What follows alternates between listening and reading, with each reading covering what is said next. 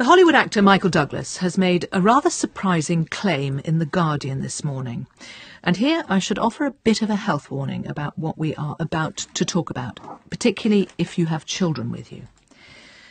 He claims that the throat cancer which nearly killed him was caused by giving oral sex. The remarkable thing is that he appears to be right. HPV, or human papillomavirus, is known to cause cervical cancer, but is now thought to be increasingly responsible for mouth and throat cancers as well, and the incidence of them is on the rise.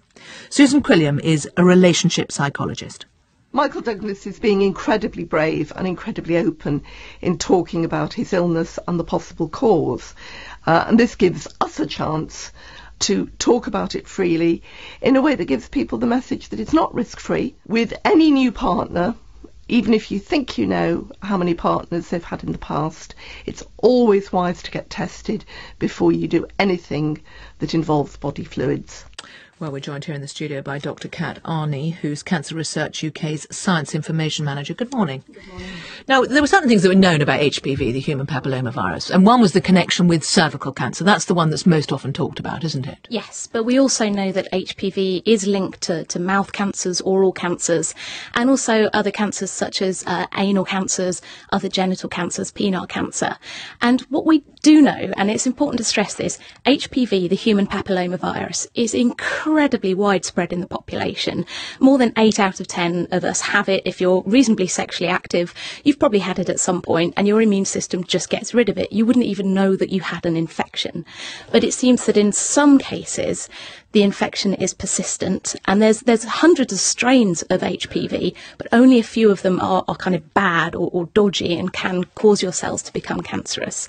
And what we really don't know is why in some people HPV infection does lead to cancer, because it's incredibly widespread, but only a relatively very small number of people will get cancers from it. So certain strains of them, and only in certain people, will cause cancers. Yes. And we know it's basically transmitted presumably via sex. That's by close physical contact, so by sex, by oral sex, even by things like sort of deep kissing. We know that it's widespread in the population and can transfer easily. Okay. And then we also know that mouth and throat cancers are on the rise. I mean, there's a marked rise in those. Yes, there has been a marked rise. And we also know that there are other risk factors for these cancers. Smoking tobacco, drinking alcohol are significant risk factors. But the proportion of these oral and mouth and throat cancers that are linked to HPV are on the rise. And while there's a lot of pieces of this jigsaw puzzle that we don't know about, there's not good large studies that link oral sex and sexual behaviour to HPV and then to cancer. Those are some missing links There's here. just certain assumptions that people are making, also possibly as a result of changes in sexual behaviour. There may well be.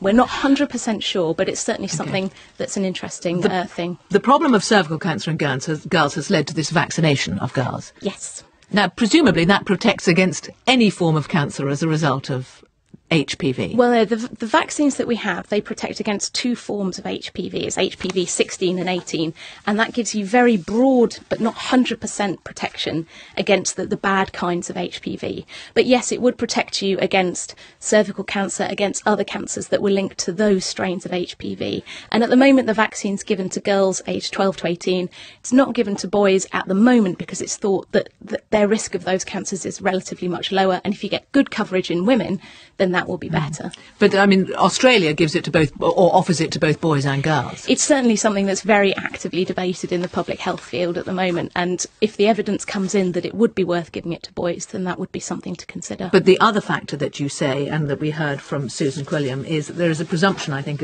people might presume certain things about their sexual partners. They should not. Exactly. I mean, I wonder how you protect, basically. Well, we know that you can reduce the risk of HPV transmission by using barrier contraception, things like condoms.